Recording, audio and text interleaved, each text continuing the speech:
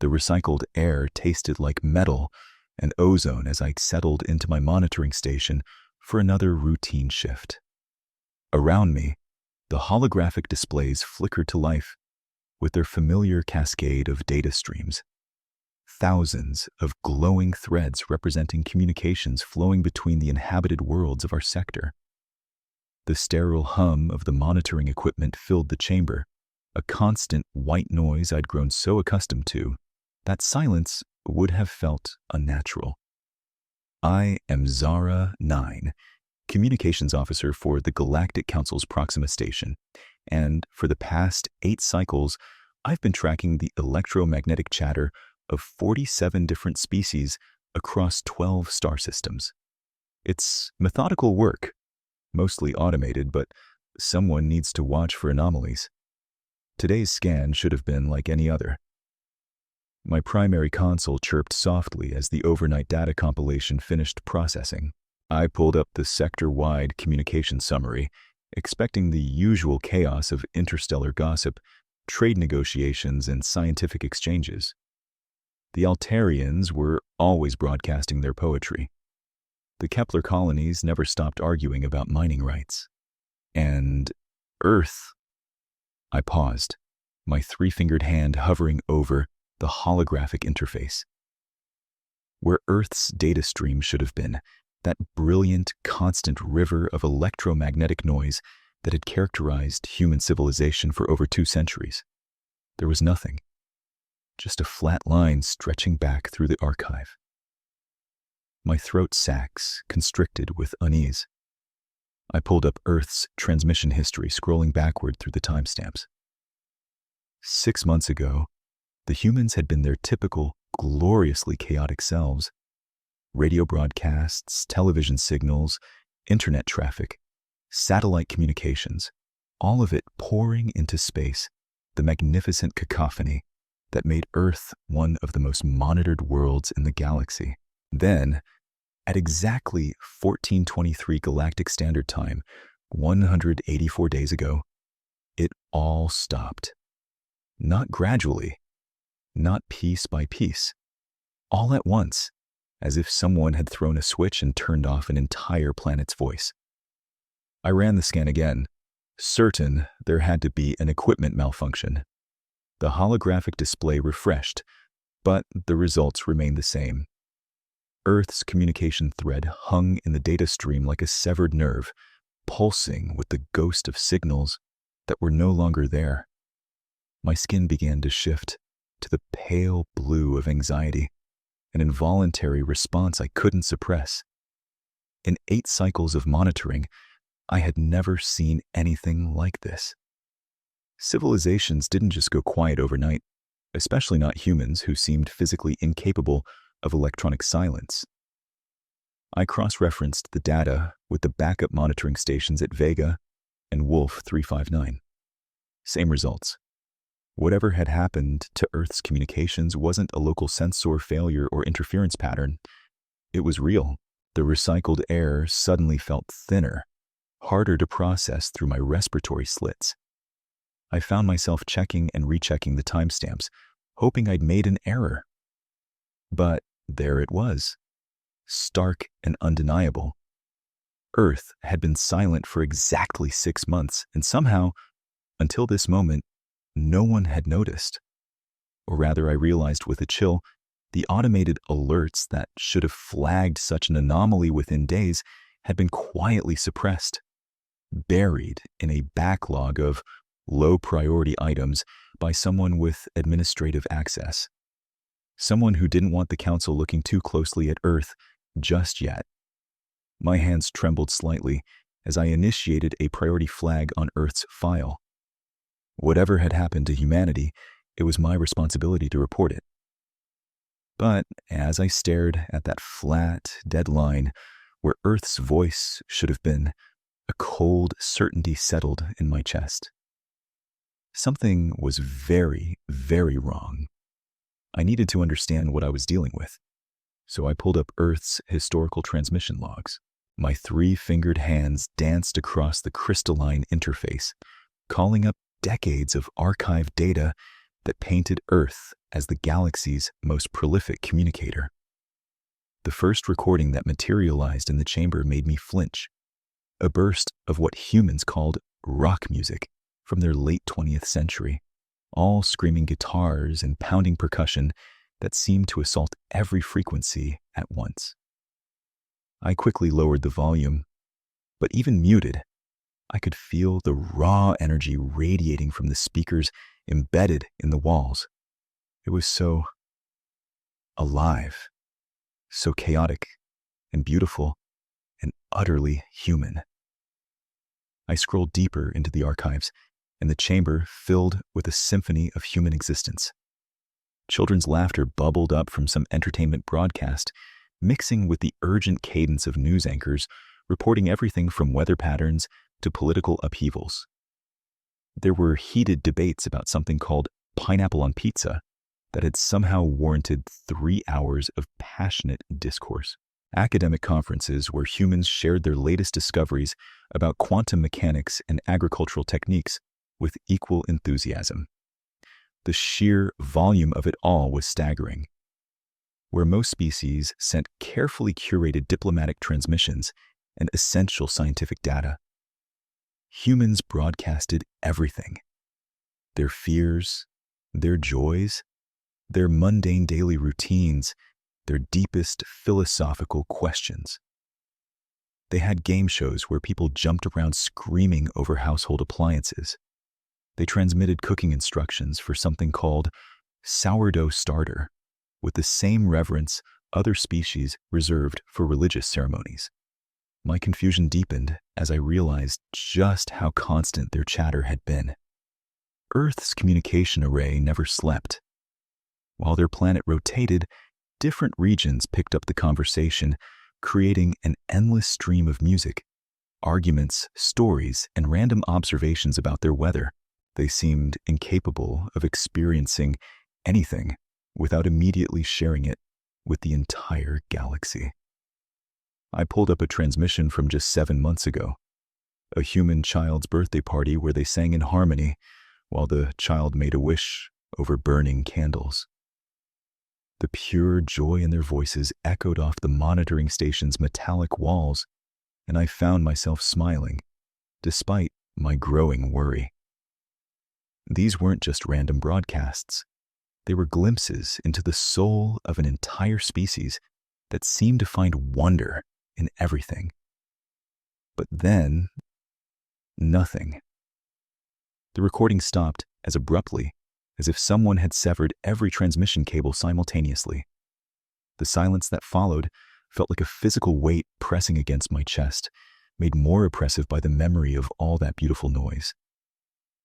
I fast-forwarded through 6 months of archived data, hoping to find something, anything, that might explain the sudden cutoff. Static, electromagnetic background radiation, the distant whisper of solar wind, but no human voices, no music, no debates about pizza toppings or birthday songs, or passionate discussions about their latest scientific breakthroughs. The taste of recycled air seemed more metallic now, and I realized I'd been holding my breath. In all my years monitoring interstellar communications, I'd never encountered anything like this. Species didn't just stop talking, especially not humans who seemed to view silence as something to be filled at all costs. Something was very, very wrong on Earth. The walk to Keth Prime's command center felt longer than usual, my footsteps echoing against the cold, metallic walls that seemed to press closer with each stride. The recycled air tasted staler here, filtered through too many systems, carrying the faint metallic tang that always made my throat dry. I clutched the datapad containing my findings, its surface warm from my sweaty palms despite the station's perpetual chill. Keth Prime's office door hissed open before I could announce myself. His species' enhanced hearing had probably detected my approach 3 corridors away.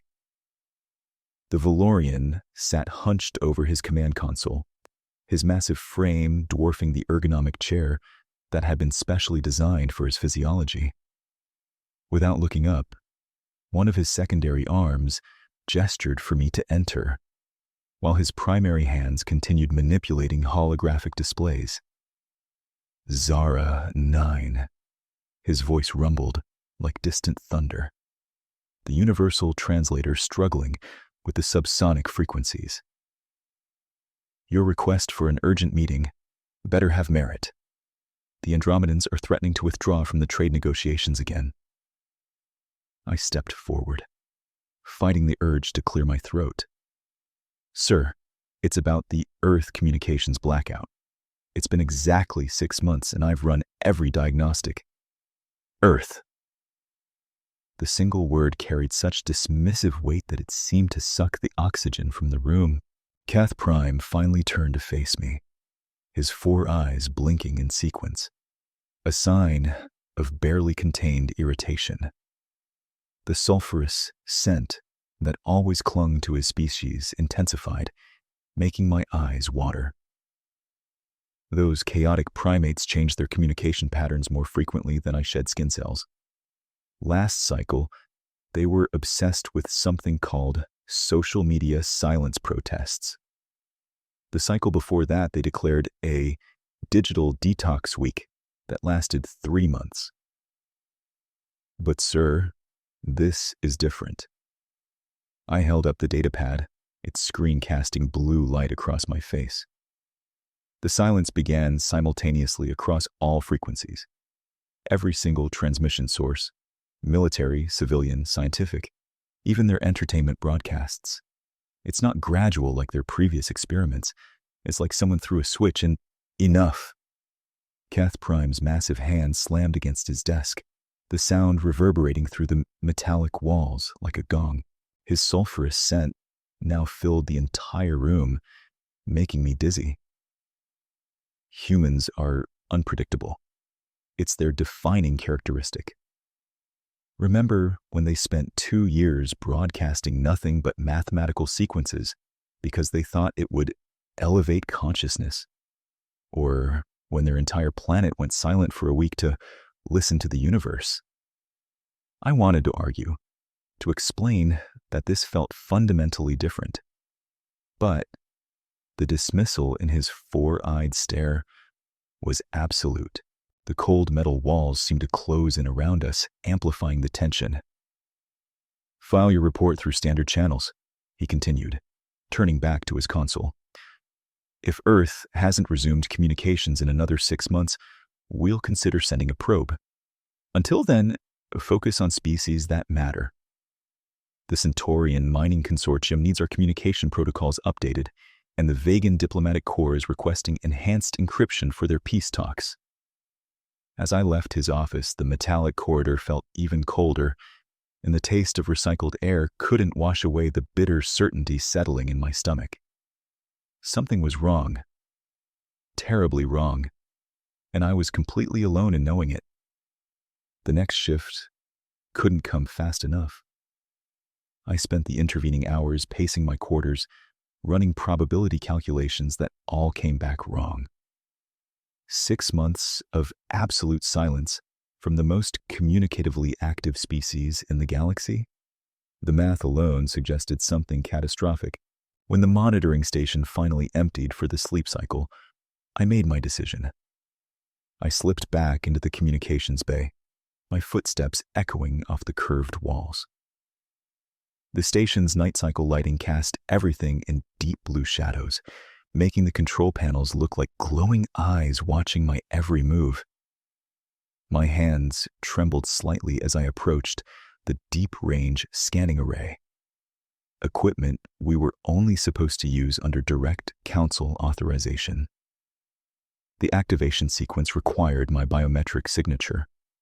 Once I initiated this scan, there would be a record. If Cath Prime discovered my unauthorized investigation, it could mean reassignment to some backwater listening post in the Outer Rim. But the gnawing certainty in my gut overrode every logical objection. I pressed my palm to the scanner. The deep-range arrays came online with a low, resonant thrumming that I felt in my bones. The sound built gradually, like some massive creature awakening from sleep. Around me, dormant screens flickered to life, casting shifting patterns of light across my face. The scanning beam would take nearly an hour to reach Earth's system and return with data, but I could monitor its progress in real time. I settled into my chair and watched the beam's journey displayed on the main screen, a thin line of light stretching across the star map toward Seoul. The familiar weight of my headset felt reassuring as I began monitoring the return signals. 47 minutes later, the data began flooding back. Relief washed over me as the first readings appeared normal. Earth's electromagnetic signature showed standard technological civilization markers, power grids humming with activity, satellite networks maintaining orbital patterns, even the familiar heat signatures of their sprawling cities. The planet's rotation was normal, atmospheric composition unchanged, no signs of cosmic disaster or planetary bombardment. But then, the deeper scans completed, and my relief curdled into something far worse.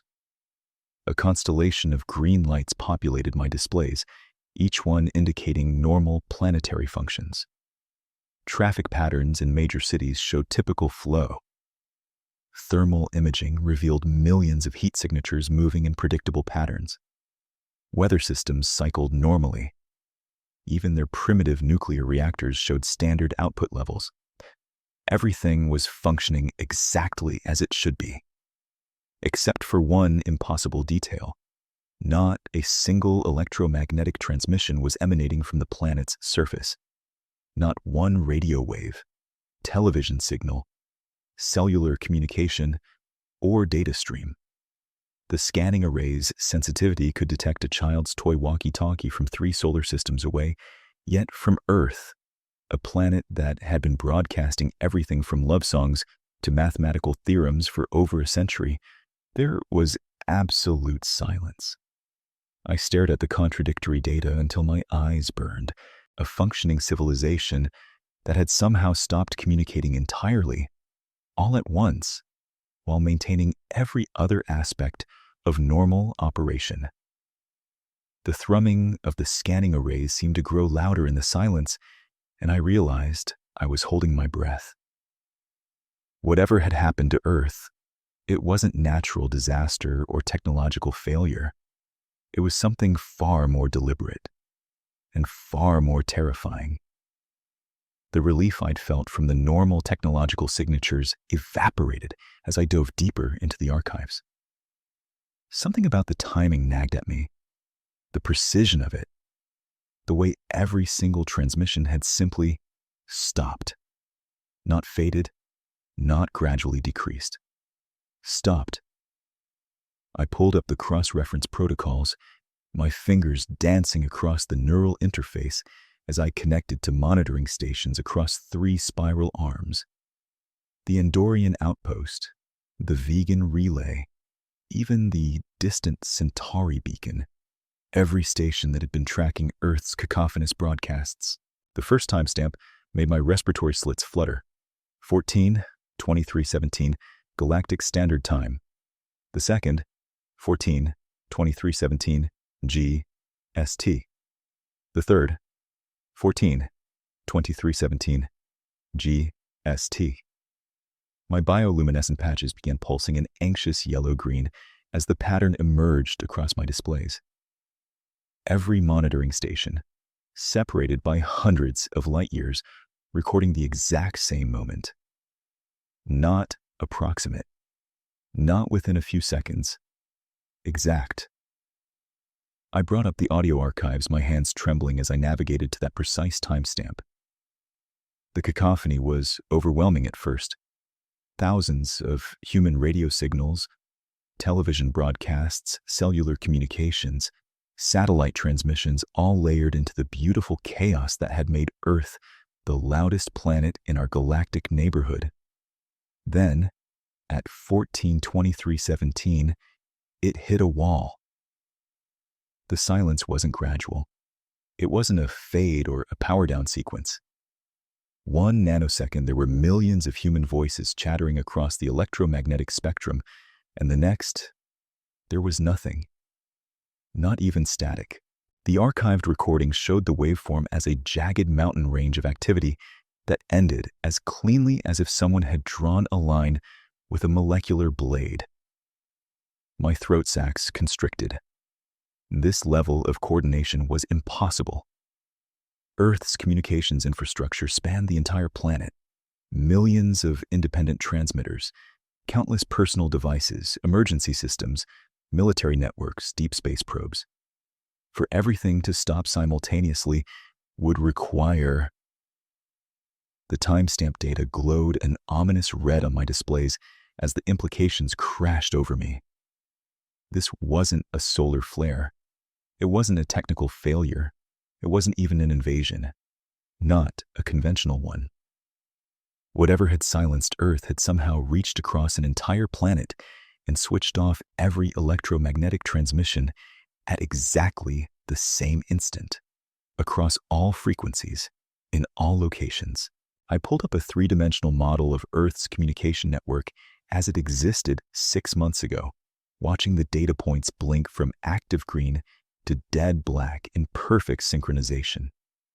The visual was like watching a heart stop beating, one moment alive and pulsing with activity, the next simply gone. My bioluminescent patches had shifted to deep purple with fear. In all my years monitoring galactic communications, I'd never seen anything like this. Natural didn't work with such precision. Technology didn't fail this uniformly.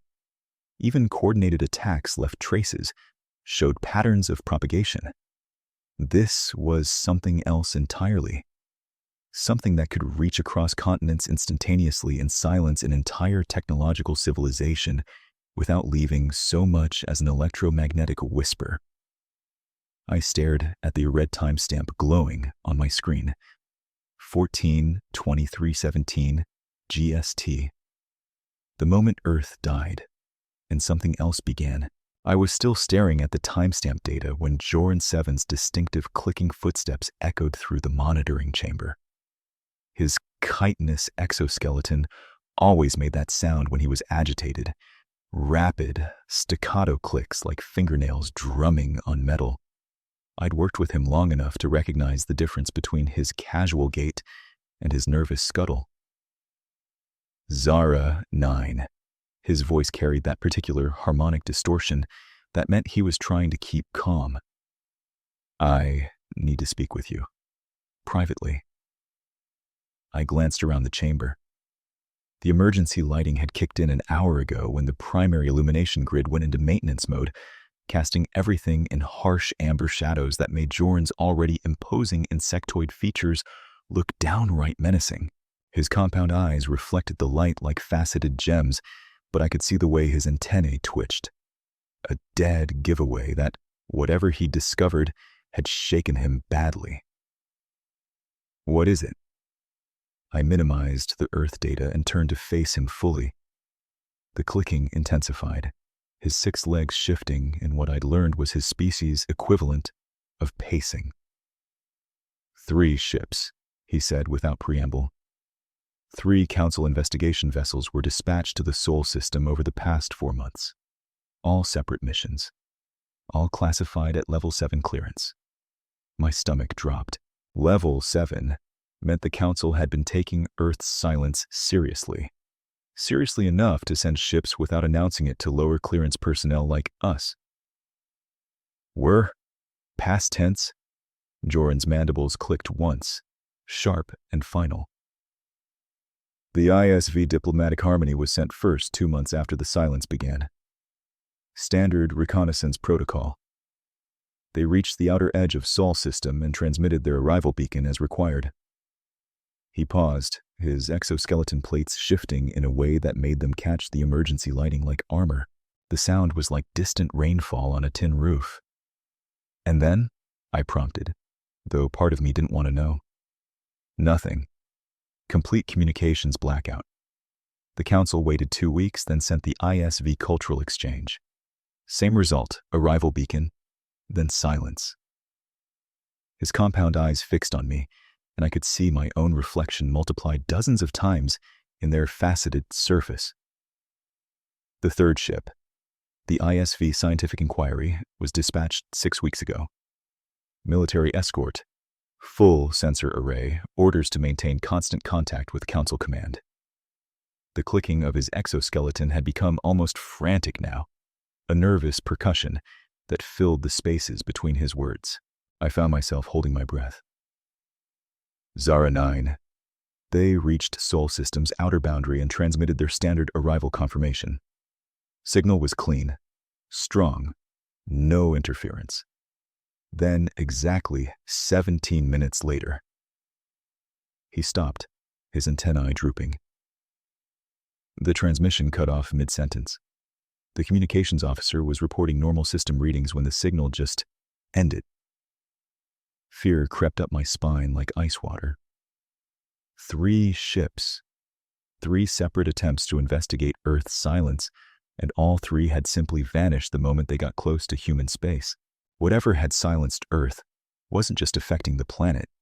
It was actively eliminating anyone who tried to find out why.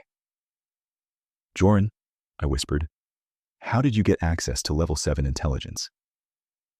His mandibles clicked once, very quietly. Because, as of 1 hour ago, I've been assigned to the 4th mission. The classified archives were buried 17 levels down in the station's core, behind encryption that required 3 different biometric scans and a neural authorization I wasn't supposed to have. But Joran 7 had given me his access codes before departing for Earth, pressing his chitinous hand against mine with an urgency that made my skin crawl. If I don't come back, he'd whispered, his translator struggling with the clicking undertones of fear. Someone needs to know what happened to the others. Now, surrounded by the sterile hum of quantum storage arrays, I pulled up the logs from the 3 missing ships. Diplomatic harmony, cultural exchange, and scientific inquiry. The holographic displays materialized around me, casting blue light across my trembling hands. The first ship's logs played normally. Routine system checks, crew rotations, standard approach protocols as they entered Sol's outer boundary. Captain Vex 12's voice carried the bored professionalism of someone who'd made 1,000 similar runs. Day 12 of transit. Approaching Jupiter's orbit. All systems nominal. Earth's electromagnetic signature still absent, but we're detecting normal thermal and visual indicators of civilization.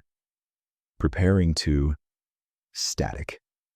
Not the gradual degradation of a failing transmission array, but an instantaneous wall of white noise that made me flinch back from the speakers.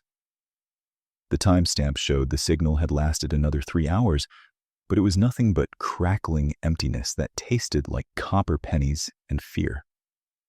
My mouth went dry as I accessed Cultural Exchange's final transmission. Same pattern, normal approach, professional reports, then that sudden, absolute cut to static. But this time, buried in the white noise, I caught something that made my blood freeze. Voices, faint, distorted, speaking in languages that weren't in any council database. The 3rd ship's logs were worse. Scientific inquiry had made it closest to Earth before whatever happened. Their final clear transmission showed Captain Yilth, 3's mandibles clicking with nervous energy. We're detecting massive electromagnetic interference patterns. Not jamming, something else.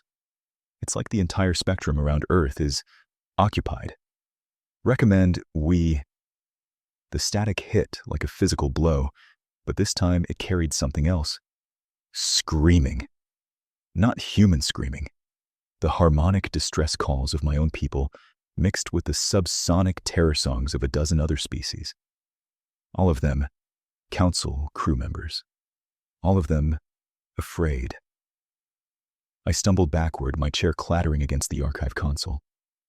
The taste of adrenaline flooded my mouth, metallic and sharp, as the implications crashed over me. 3 ships. 147 crew members. All gone, vanished into whatever had claimed Earth's voice. But worse than their disappearance was what I'd heard in that static. They were still transmitting, still calling for help, still alive somewhere in that electromagnetic void, trapped in frequencies that shouldn't exist. My hands shook as I copied the files to a secure drive. Joran 7 had been right. Someone needed to know. The Council needed to understand that Earth's silence wasn't just mysterious.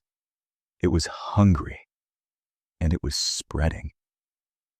The emergency session convened within 3 hours of my discovery, a speed that spoke volumes about how seriously the Council suddenly took my findings. I stood before the great amphitheater, my datapad trembling in my hands as representatives from 47 species filled the tiered seating around me.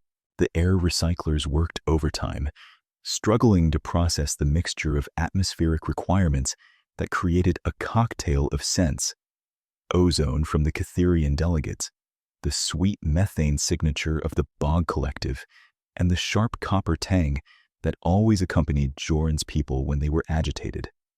"The evidence is irrefutable," I announced, my voice amplified through the chamber's translation matrix. 3 ships, 3 crews totaling 147 Council personnel vanished upon reaching Earth's heliosphere. The chamber erupted.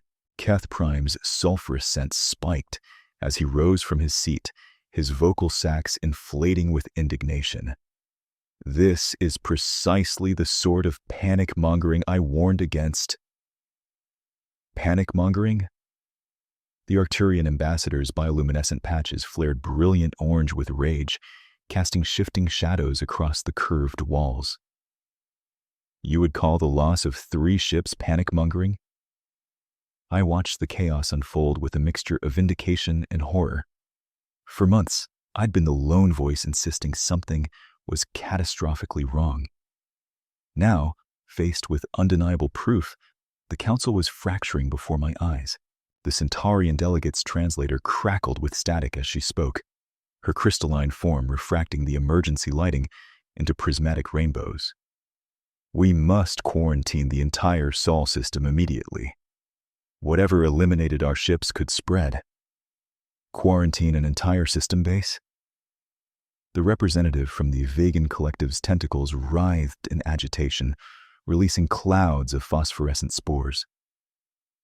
"The humans were our most prolific communicators. Their silence could be natural. Perhaps they've simply evolved beyond electromagnetic transmission." "Evolved into what?" Joran's chitinous exoskeleton clicked rapidly as he stood. "Into something that can make ships disappear without a trace?" The cacophony grew deafening. Arguments erupted in a dozen languages, creating a wall of sound that the translation matrix struggled to process. The Altarian delegation began their harmonic chanting, a sign of extreme distress among their people. The massive Rigelian ambassador's breathing apparatus wheezed as stress chemicals flooded his system. Through it all, I remained at the center podium, watching species that had cooperated for millennia turn on each other over what to do about one small blue planet. The weight of my discovery pressed down on my thoracic chambers like a physical force. "Silence." The voice belonged to Prime Counselor Vex Alpha, her ancient form rising from the central dais. The chamber's atmospheric processors hummed louder as her presence commanded attention. "We have heard the evidence. We have heard the arguments. The question before us is simple. Do we investigate this anomaly with appropriate force, or do we abandon an entire system and potentially our principles to fear?" The bioluminescent displays faded. The clicking and chittering subsided. In the sudden quiet, I could hear my own respiratory system working overtime, taste the metallic flavor of adrenaline flooding my system. "We vote," Vex Alpha declared. "All in favor of military expedition?" As the neural links activated and votes began registering on the central display, I realized with crystalline clarity that whatever we decided here would change everything. The voting display climbed steadily. 23, 24, 25 species in favor. When it reached 31, the required majority threshold, the chamber fell into an eerie silence that reminded me uncomfortably of Earth's own dead frequencies. Motion carries, Vex Alpha announced, her voice carrying the weight of species-altering decisions. We deploy the 7th Fleet to Sol system within 48 standard cycles. The aftermath hit me like decompression. My legs nearly gave out as the reality sank in. We were actually going to Earth. Not a small investigation team that could vanish without explanation, but a full military fleet. Dreadnoughts, carrier ships, enough firepower to level a moon, and they would need communications specialists. I volunteer for the expedition, I heard myself saying, the words escaping before my rational mind could intervene. The chamber, which had begun to empty as delegates filed out in urgent clusters, paused. Several beings turned to stare at me with whatever sensory organs they possessed. Keth Prime's laugh was a wet, bubbling sound. The same officer who created this hysteria now wants to throw herself into the maw of whatever claimed our ships? How perfectly symmetrical. Someone needs to reestablish contact with Earth, I said, surprised by the steadiness in my voice. I know their communication patterns better than anyone else in the fleet. If there are survivors, if there's any way to understand what happened. I let the sentence hang in the recycled air, cycled. Vex Alpha's ancient eyes, compound organs that had witnessed the rise and fall of civilizations, fixed on me with an intensity that made my skin itch. Your request is noted. Communications Officer Zara 9. Report to Fleet Admiral Thex Corum within 6 cycles for mission briefing. As the chamber emptied and the atmospheric processors worked to clear the lingering chemical signatures of fear and anger, I remained at the podium, staring at the voting display still glowing on the central screen.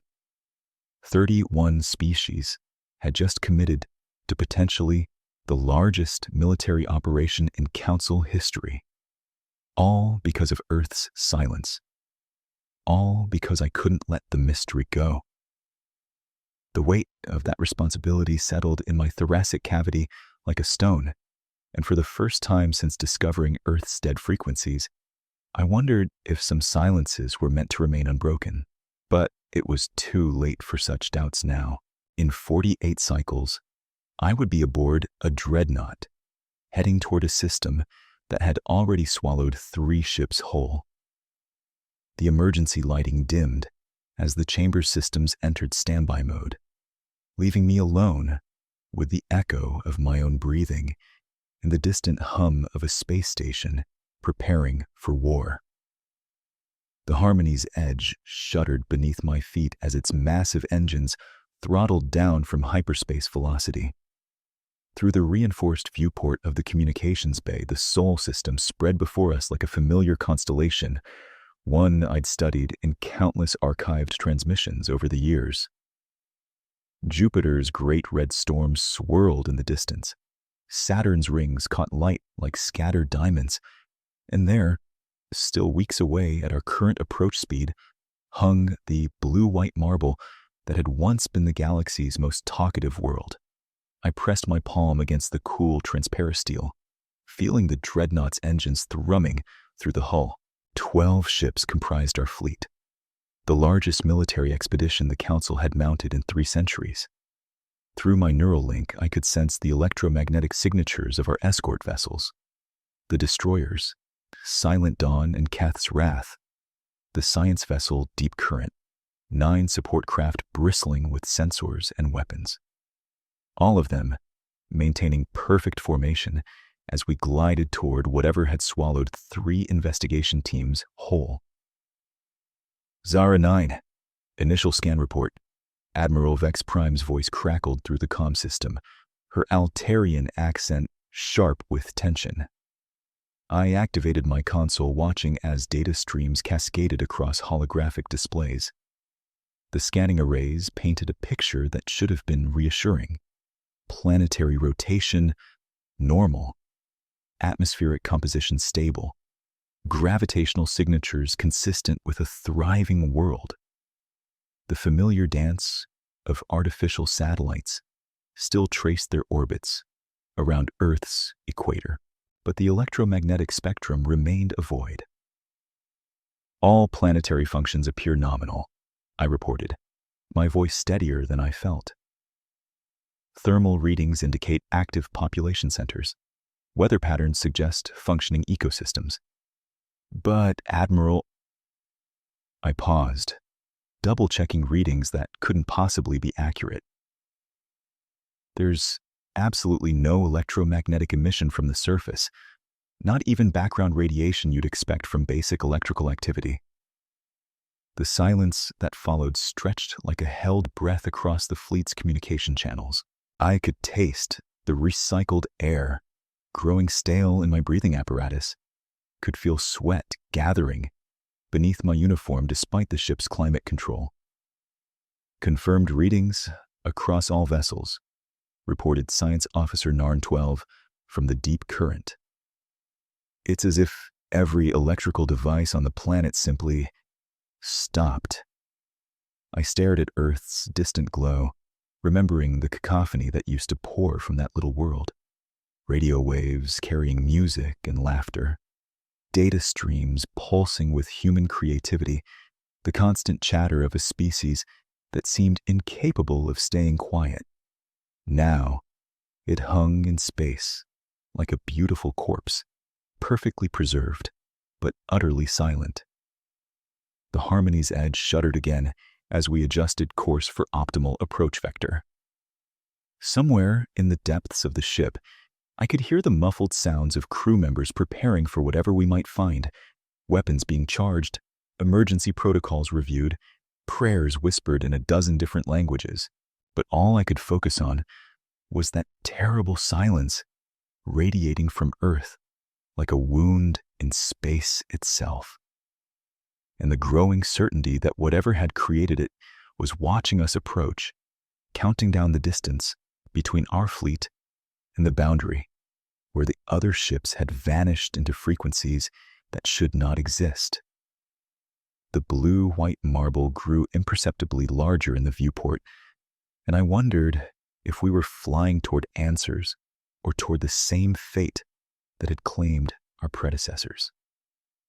The thermal imaging arrays came online with a soft chime, and I leaned forward in my station, my 3 hearts hammering against my ribcage in an erratic rhythm that would have alarmed any medic.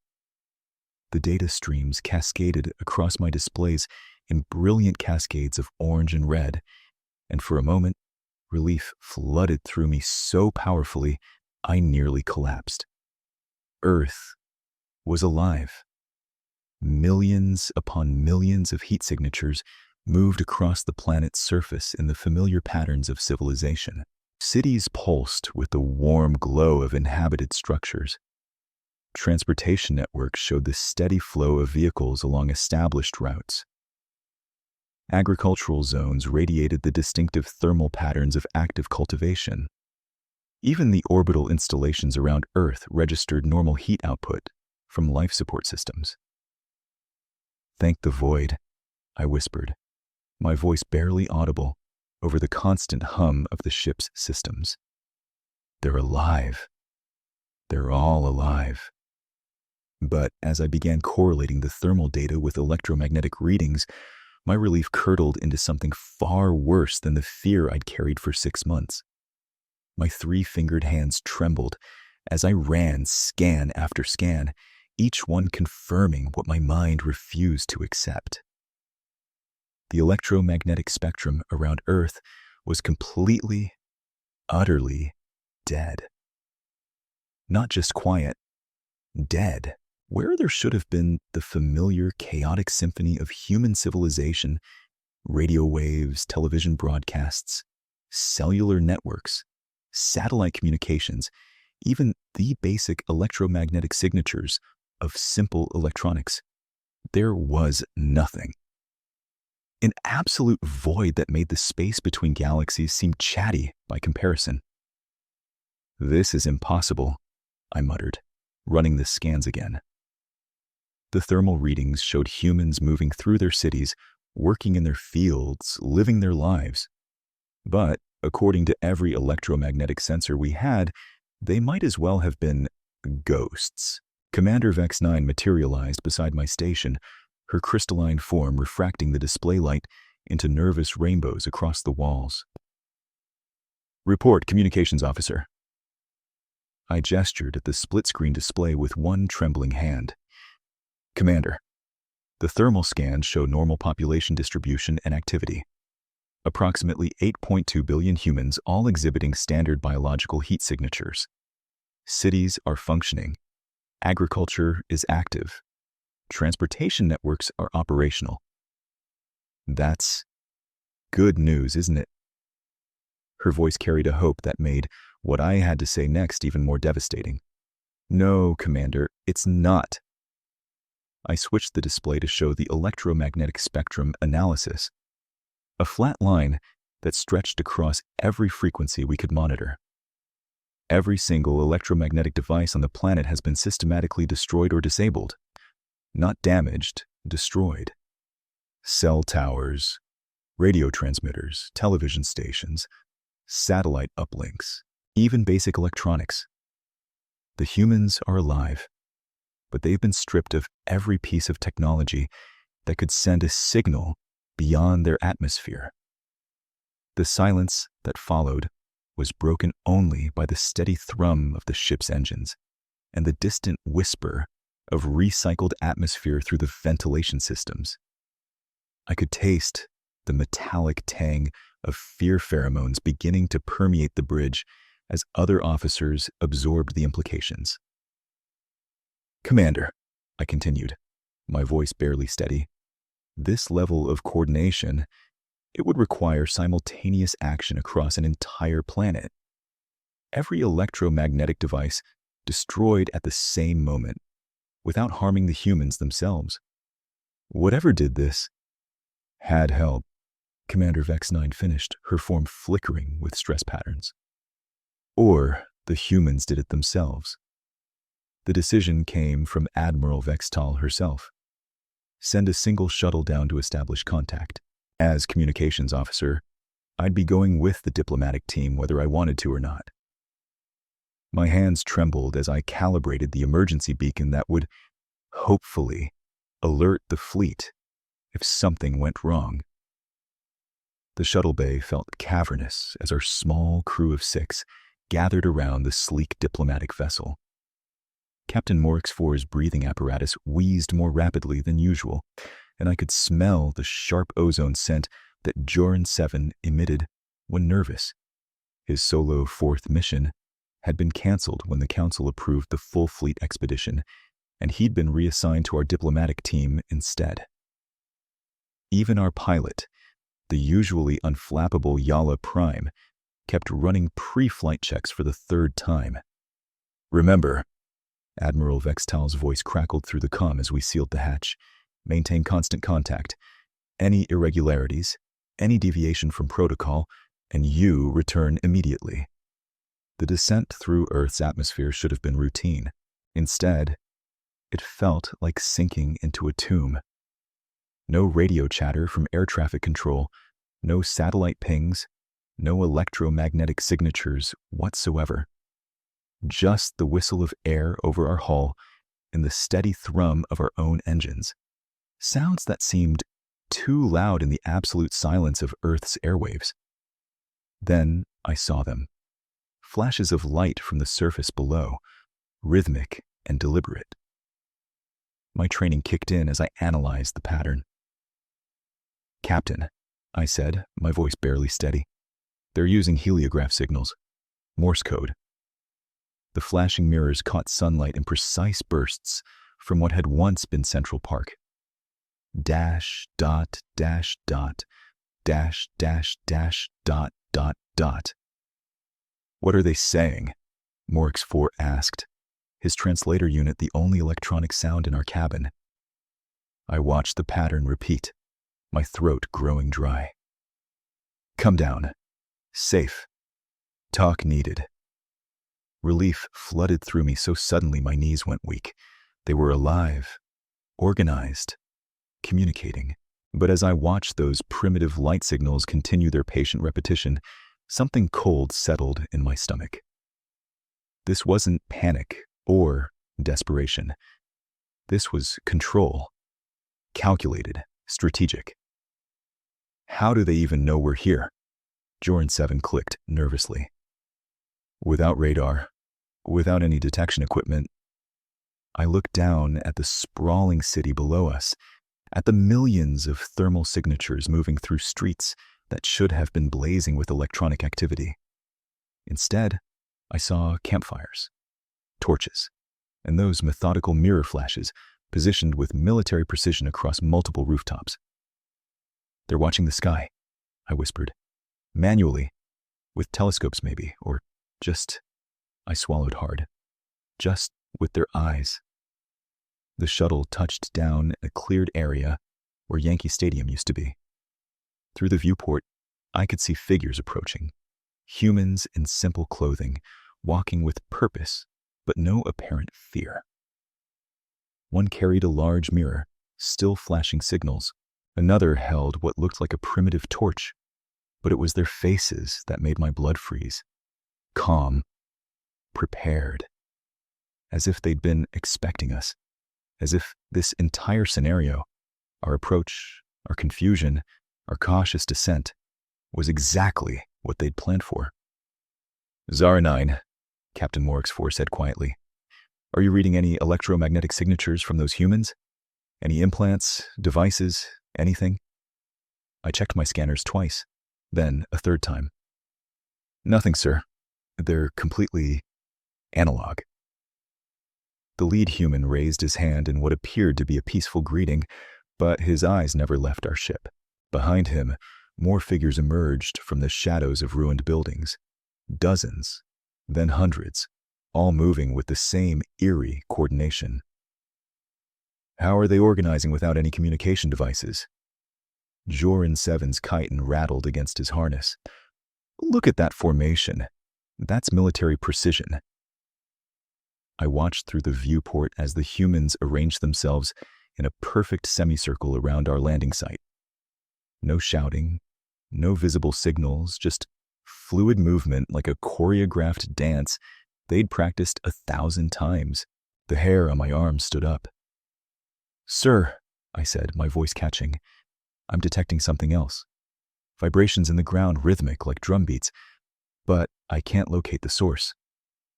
Captain Morix 4 leaned forward, his breathing apparatus hissing. Drums? No. I rechecked my readings, my hands growing slick with sweat. It's footsteps, synchronized footsteps from underground. The lead human, a woman with graying hair and clothes that looked handmade but somehow too clean, stepped closer to our shuttle. She raised both hands, palms out, in what any species would recognize as a peaceful gesture. But her smile was the kind that never reached the eyes. She pointed to herself, then to us, then made a walking motion with her fingers.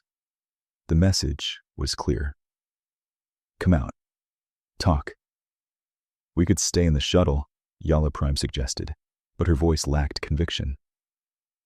We all knew that if these humans had somehow eliminated 3 council ships, our small diplomatic vessel wouldn't protect us. The woman outside tilted her head, as if listening to something we couldn't hear. Then, she nodded once, sharply, and every human in the semicircle took a single step forward in perfect unison. The synchronized footsteps from underground stopped. They're not primitive, I breathed, understanding flooding through me like ice water. This whole thing, the silence, the mirrors, the simple clothes, it's all theater. Captain Morix 4's breathing grew more labored. What do you mean? I looked at the scanning data again, at the thermal signatures moving through the city with impossible coordination, at the underground vibrations that had ceased the moment the surface humans moved. They destroyed every electromagnetic device on their planet in a single moment 6 months ago. Every single one, simultaneously across the entire globe. My voice was barely a whisper. Do you understand what kind of technology that would require? What kind of planning? The woman outside raised her hand again, this time making a gentle beckoning motion. Patient, confident, waiting. Captain Morix 4 made the call. We go out. Stay alert. As the shuttle doors hissed open, the smell hit me first. Earth and growing things, the organic scent of a world reclaiming its cities. But underneath that natural aroma was something else. Ozone, like the aftermath of a lightning strike. My communication organs tingled with phantom signals as if the very air still remembered the electromagnetic pulse that had silenced this world. The woman, Director Chen, she introduced herself, studied us with those unsettling human eyes. Her voice carried no translation device, yet somehow I understood her perfectly. That should have been impossible. Welcome to Earth. We've been expecting you. Expecting us? Captain Morix 4's breathing apparatus hissed. How could you know we were coming without communication arrays? Chen's smile sent ice through my veins.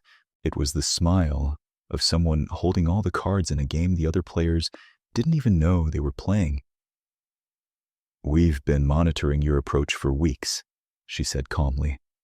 Just because we went dark doesn't mean we went blind. Impossible, I whispered, my translator barely functioning in the strange electromagnetic void that surrounded us. Your entire technological infrastructure was destroyed. We scanned. You scanned what we wanted you to see. Another human stepped forward, younger, with eyes that held far too much knowledge. Director, should we tell them why we really went silent? Chen nodded slowly. 6 months ago, we detected massive fleet movements in the outer spiral arms, ships moving in attack formation toward inhabited systems, toward Earth. She paused, studying our faces with an intensity that made my skin crawl.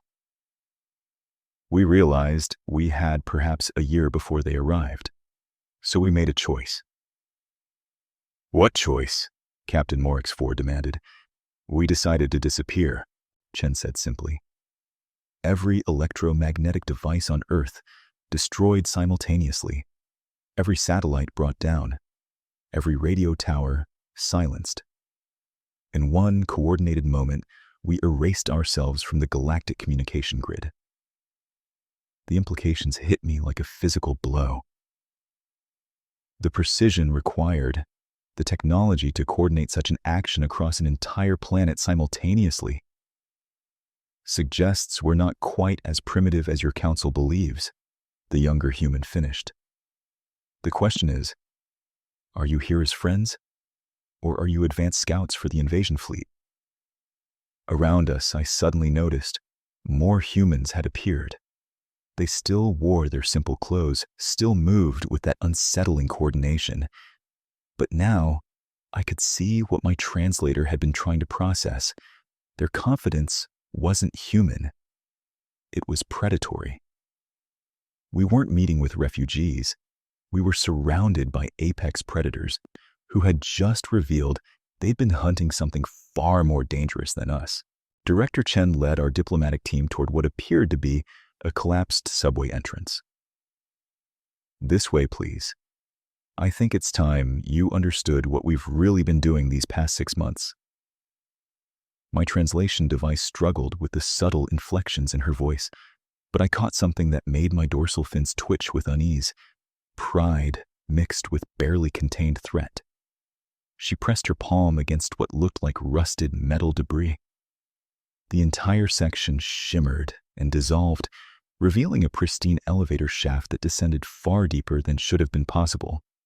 The walls gleamed with some kind of self-illuminating material that hurt to look at directly. How? Keith Prime started, but Chen was already gesturing us inside. The descent lasted longer than it should have. My inner ear told me we'd dropped at least 2 kilometers, but that was impossible. Manhattan's bedrock couldn't support excavation at that depth. Yet, when the doors opened, I found myself staring at a vista that redefined everything I thought I knew about human civilization. The underground city stretched beyond the horizon, impossible since we were beneath an island.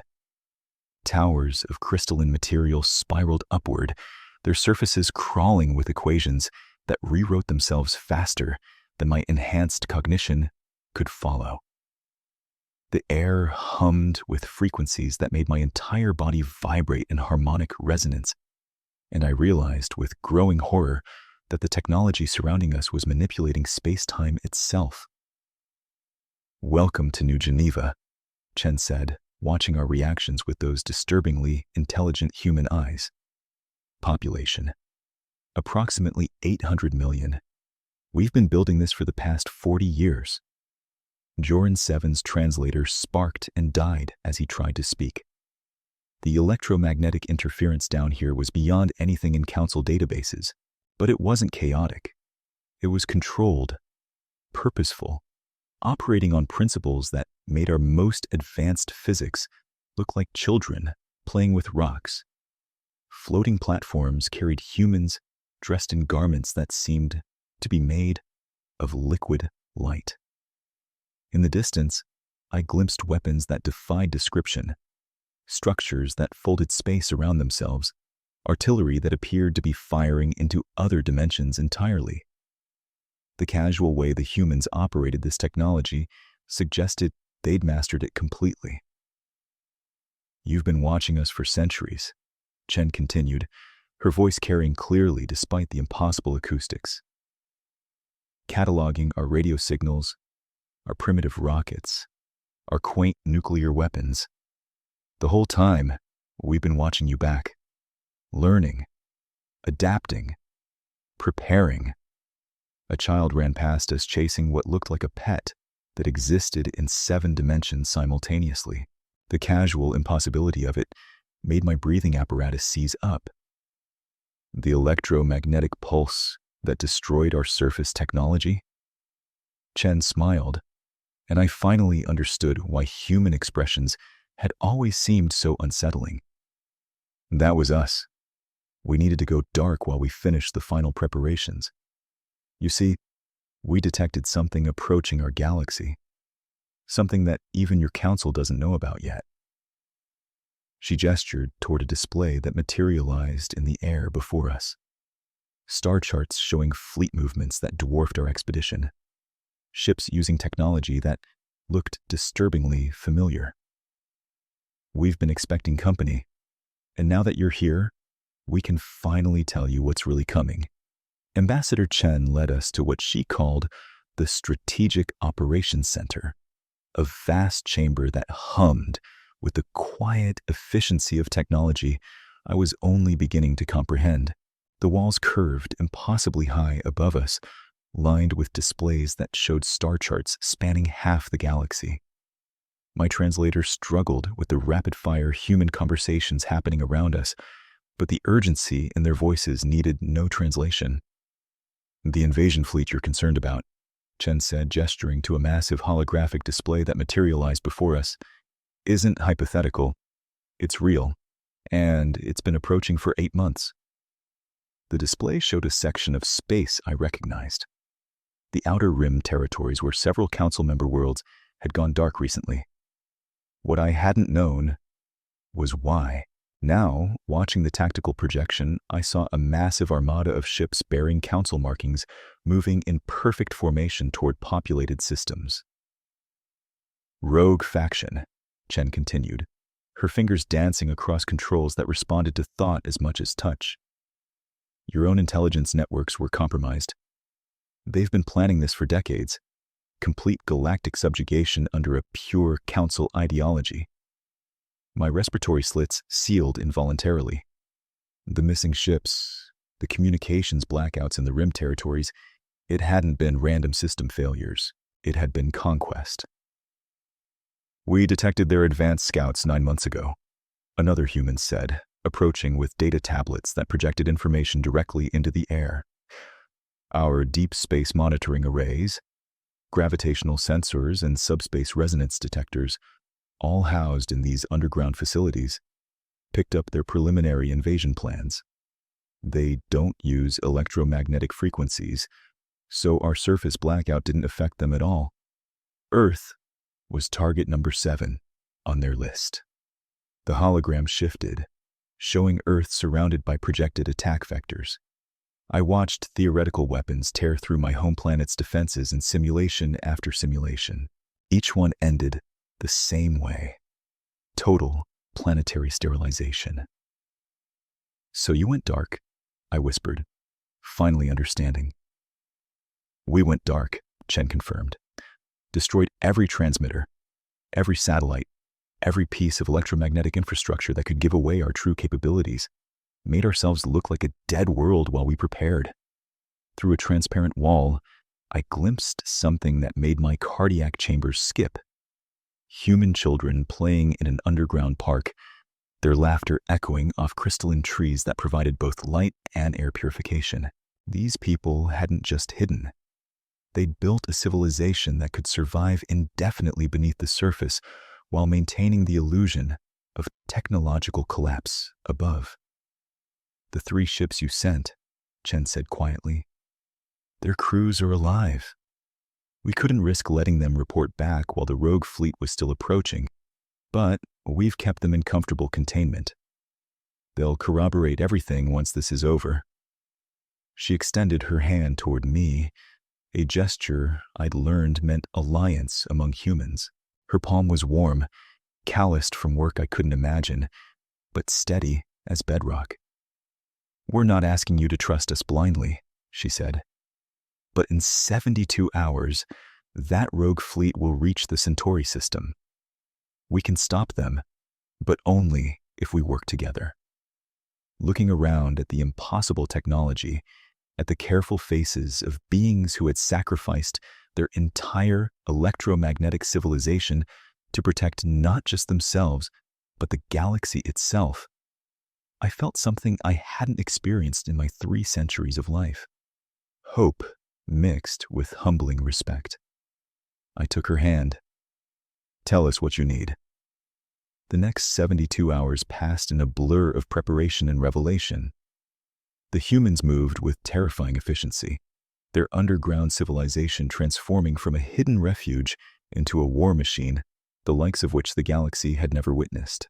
I watched from the observation deck of the Strategic Operations Center as massive hangar doors, concealed beneath what surface scans had identified as tectonic fault lines, slid open to reveal a fleet that made our 12 dreadnought expedition look like children's toys.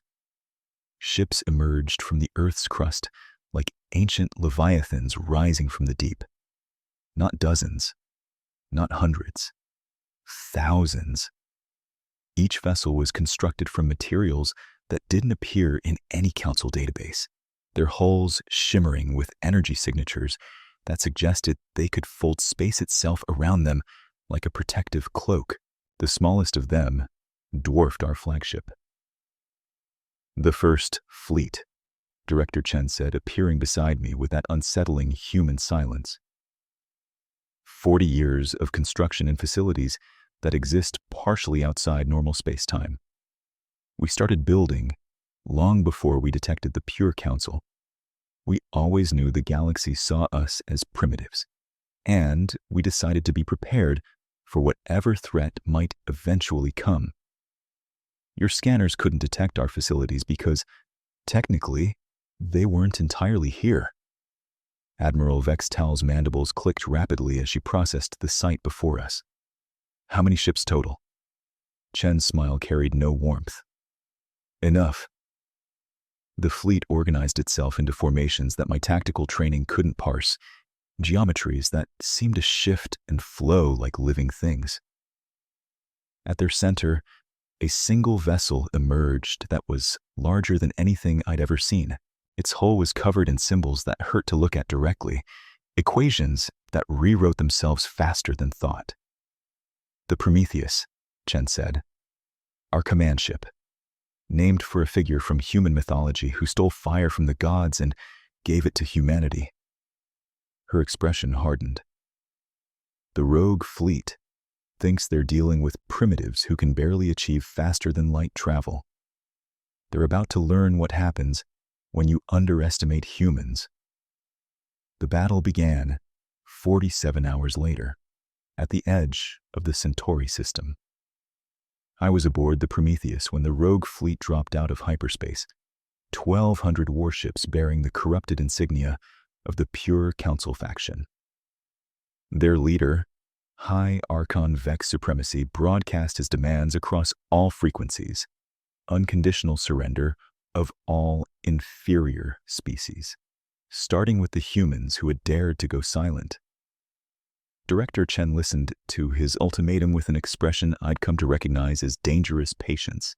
When Vex Supremacy finished his threats with a promise to sterilize Earth's surface, as an example, she simply nodded to her communications officer.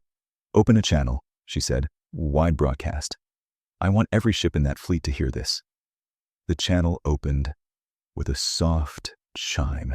Chen straightened her uniform, the first time I'd seen her wear anything other than simple civilian clothes, and spoke in a voice that carried the weight of a species that had survived every extinction event their planet had thrown at them.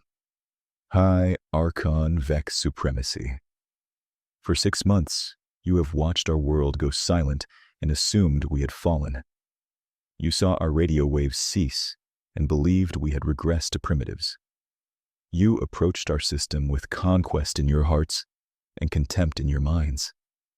She paused, and I could see the rogue fleet's formation faltering slightly as her words registered. "You chose poorly."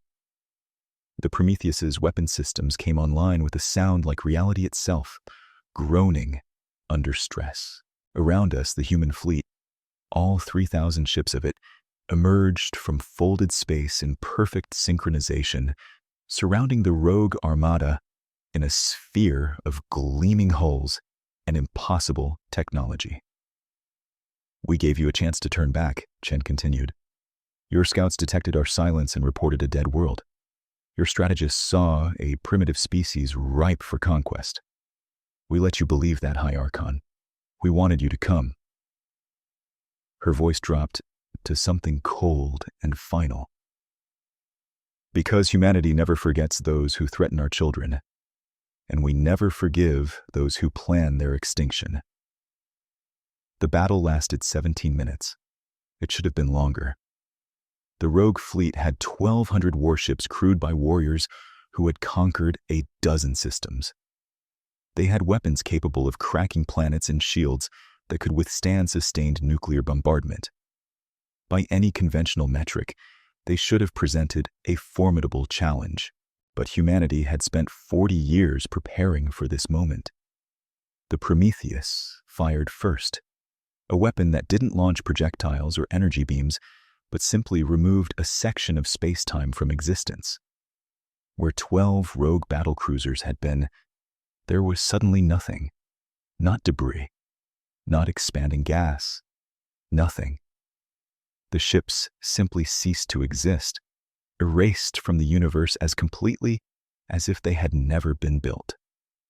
The rogue fleet's counterattack was immediate and overwhelming. Thousands of missiles and energy weapons streaked toward the human vessels in a cascade of destructive fury that would have overwhelmed any conventional defense. The human ships didn't evade.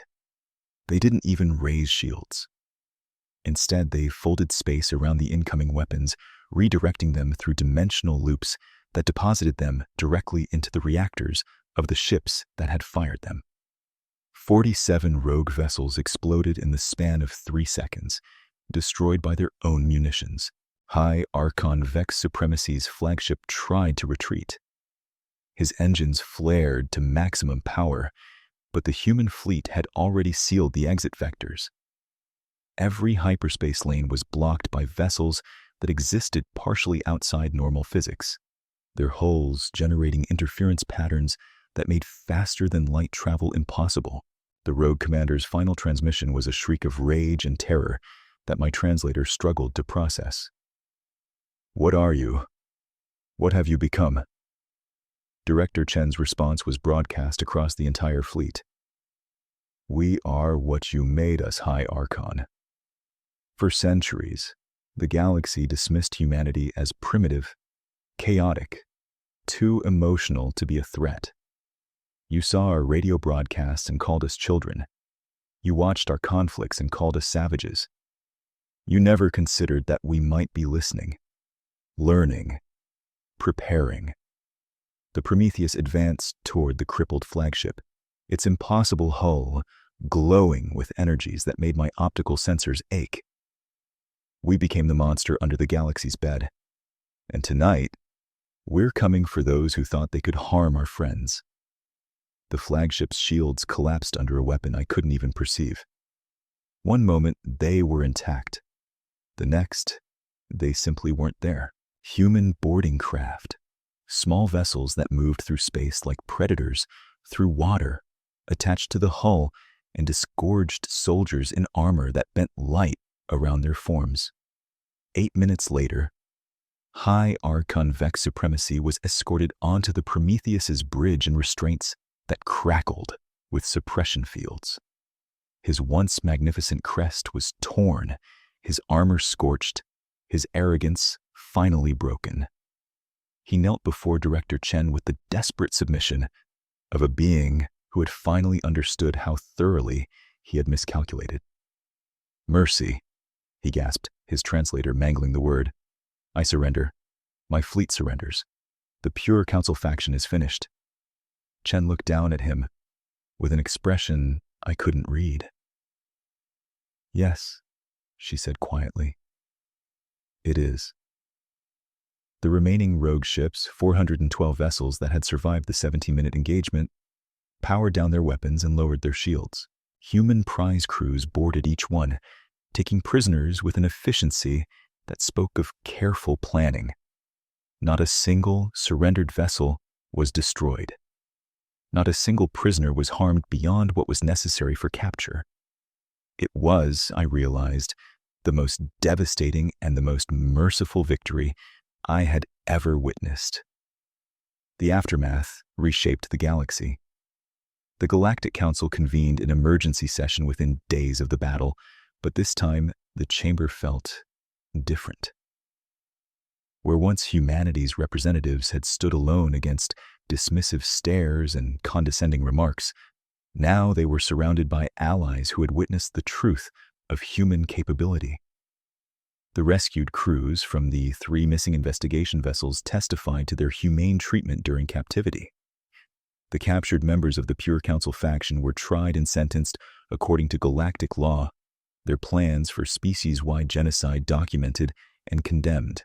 Director Chen addressed the full council from the central podium, her image broadcast to every inhabited world in the galaxy.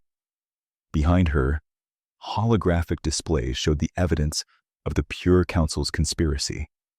Decades of infiltration, corruption, and preparation for conquest that had gone undetected by the very intelligence networks they had compromised. "For 40 years, humanity has watched and waited," she said. "We saw the threat forming in the shadows of your own institutions. We could have warned you. We could have asked for help. But we knew the truth. The galaxy didn't trust us. You saw our radio broadcasts and dismissed us as primitives. You monitored our conflicts and called us savages. So we made a choice." Her voice carried across the silent chamber. "We became strong enough to protect not just ourselves, but everyone who couldn't protect themselves. We built a fleet that could face any threat. And when the threat came, we were ready." The Council's vote was unanimous. Humanity was elevated to full member status. with a permanent seat on the Security Council and recognized protectorate authority over the rim territories that the Pure Council faction had targeted. The vote came not from fear, though fear was certainly present, but from the undeniable evidence that humans had sacrificed their entire surface civilization to protect species that had dismissed them for centuries. I watched from the observer's gallery as the formal declaration was read. Around me, representatives from dozens of species sat in various states of awe and reassessment. The Altarians, who had spent years broadcasting poetry about humanity's charming primitiveness, were already drafting new verses. The Kepler colony delegates, who had argued endlessly about mining rights while ignoring Earth's silence, now sought trade agreements with unprecedented fervor. Even Keth Prime, whose dismissal of my initial report had nearly cost the galaxy everything, was among the first to congratulate Director Chen.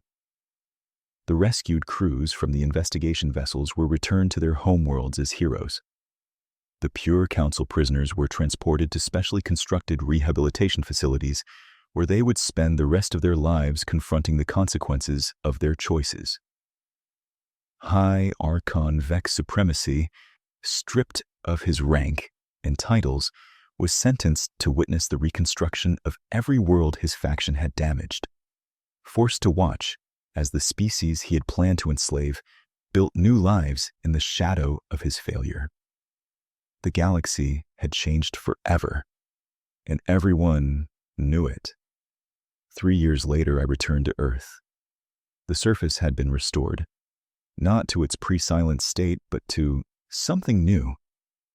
The ruined cities still stood, but they were no longer abandoned. Humans walked their streets openly now, their simple clothing replaced by garments that shimmered with the same impossible technology I had first glimpsed in New Geneva.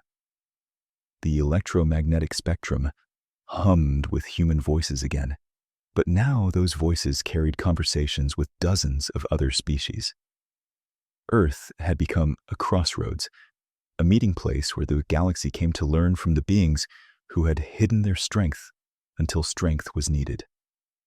Director Chen, Ambassador Chen now, met me at the same landing site where we had first touched down. The cracked tarmac had been repaired and expanded into a proper spaceport, its facilities designed to accommodate visitors from across known space. Human children played nearby, their laughter mixing with the clicks and whistles of young aliens who had come to study at the new Interspecies Academy. Zara 9, she said, extending her hand in that curious human greeting. I was hoping you'd come. I took her hand, feeling the warmth of her grip. I had to see for myself. The reports from the council don't do justice to what you've built here.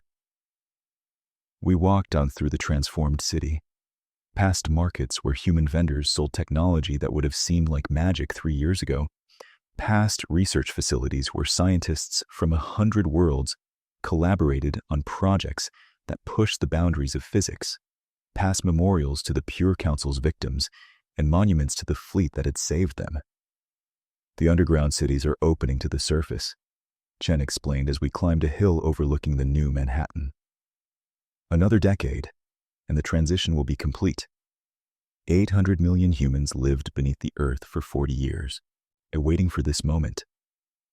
Now, they're ready to rejoin the galaxy on their own terms. From the hilltop, I could see the spaceport in the distance, ships from across the galaxy coming and going in a constant stream of commerce and diplomacy. The human fleet still patrolled the rim territories, but they had been joined by vessels from a dozen other species, alliances forged in the aftermath of the Pure Council's defeat. Peace had held for 3 years, and the structures being put in place suggested it would hold for many more. I used to monitor your radio broadcasts, I said, watching a human family teach their children to fly small craft that defied gravity. The music, the arguments, the random observations about weather, I thought I understood your species." Chen smiled, and for the first time, I saw no predator in her expression. Only the warmth of being who had finally been able to set down a burden carried for decades. And now? Now I understand that the broadcasts were just the surface. The real humanity was always deeper, stronger, more patient than anyone imagined.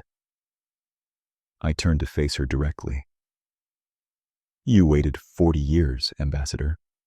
You built an impossible civilization in secret, sacrificed your entire surface world, and let the galaxy believe you had fallen, all to protect species who had dismissed you as primitives. Why?" She was quiet for a long moment, watching the children play. When she spoke, her voice carried the weight of a truth that had guided her species through their darkest hours. "Because that's who we are, Zara 9. We remember kindness. We remember cruelty. We protect those who can't protect themselves, and we never stop hoping that the universe can be better than it is." She met my eyes with a gaze that held centuries of human stubbornness and compassion. "The galaxy dismissed us as primitives because we broadcast our chaos for everyone to hear.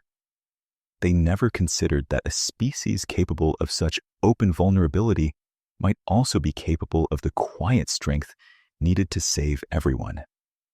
I looked out over the restored city, at the ships rising toward stars that now welcomed humanity as equals, at the children of a dozen species learning to live together in ways that would have seemed impossible 3 years ago. The galaxy had changed, reshaped by a species that had hidden in plain sight until hiding was no longer necessary. "The Council is proposing a permanent human presence on the Security Committee," I said. "They want to formalize humanity's role as protectors of the Rim territories." Chen nodded slowly. "We know. We're still deciding whether to accept." That surprised me. "You would refuse?" "We didn't build our fleet to become another empire, Zara 9. We built it to ensure that no one could threaten the innocent again." She turned to walk back toward the city, and I fell into step beside her. "If the galaxy wants our protection, they'll have it. But we won't rule, we'll serve. That's the difference between us and the pure Council. The difference between strength used for power and strength used for purpose." The sun was setting over the new Manhattan, casting long shadows across streets that had once been silent and were now filled with the sounds of a dozen languages, 100 species, and one humanity finally taking its place among the stars. The electromagnetic spectrum sang with signals again, not just human broadcasts, but the voices of every world that had learned to trust the species that had once hidden in the dark. I had come to Earth 3 years ago searching for the source of a silence that had terrified me. I had found something far more remarkable. A people who had sacrificed everything to become the guardians the galaxy never knew it needed. And as I walked through their rebuilt city, listening to the laughter of children who would never know the fear their parents had faced, I understood at last why humanity's silence had been so absolute. They hadn't gone quiet because they were dying. They had gone quiet because they were preparing to live, and to ensure that everyone else could live too.